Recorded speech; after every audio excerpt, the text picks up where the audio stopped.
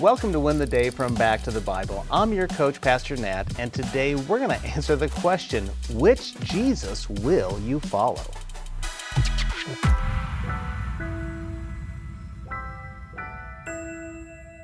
Have you used Cameo? Cameo is an app and website that allows you to pay celebrities to send a personalized message to you or anyone you like.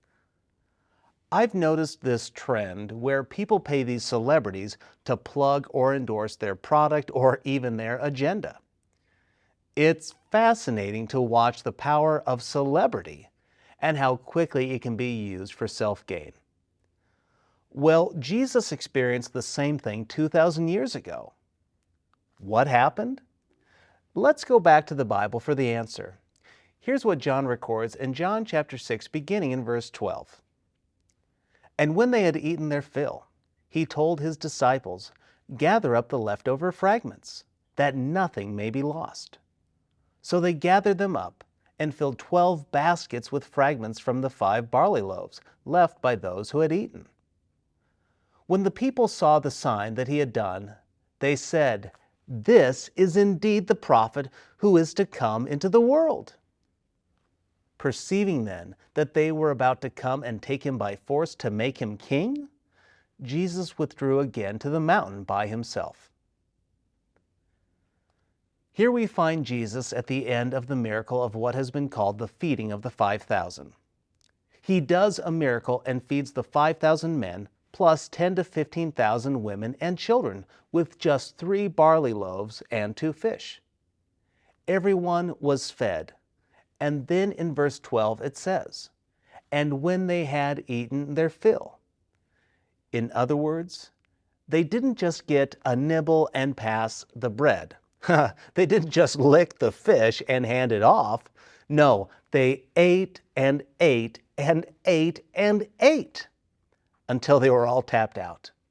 They had their fill, and there was so much abundance of leftovers that they gathered them up. We as a culture are a throwaway culture. We take our 3/4 pizza and toss it in the trash. We take our crumbled up bag of chips and we throw it to the birds. Not in Jesus' day. Food was scarce. They worked hard for their resources, so they gathered them up.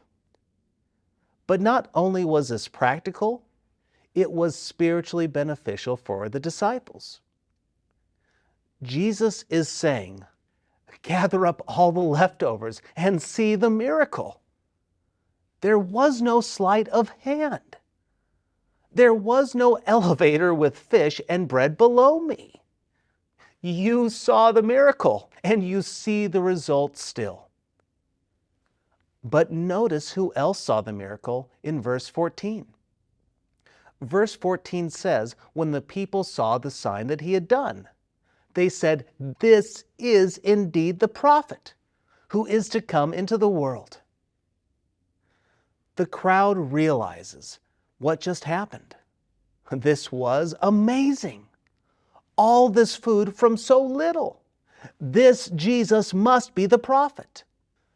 You may remember this is who they thought John the Baptist was in John chapter 1. This goes all the way back to Deuteronomy chapter 18. Is this the great prophet after Moses that we've been waiting for? Well, they have an idea of what to do with Jesus, and we find it in verse 15. Perceiving then that they were about to come and take him by force to make him king, Jesus withdrew again to the mountain by himself. You see, this was their cameo moment. Hey, Jesus, that was a pretty cool trick. We're looking for a guy who will move our agenda. We need a new leader who can kick butt and tell the Romans who's in charge. Give us the welfare state we want. But Jesus, he's like an ancient spy or ninja. He disappears into the crowds and then takes the high ground. You see, they didn't want Jesus for who he really was.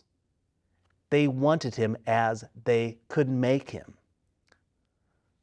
So how about you? Do you want Jesus as he is?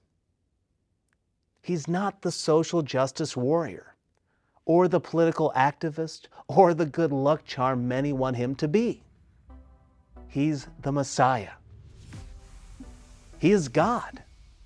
He's our provider. He's our sustainer. He is Lord of all. Friend, this is the real Jesus. The challenge is, will you follow him?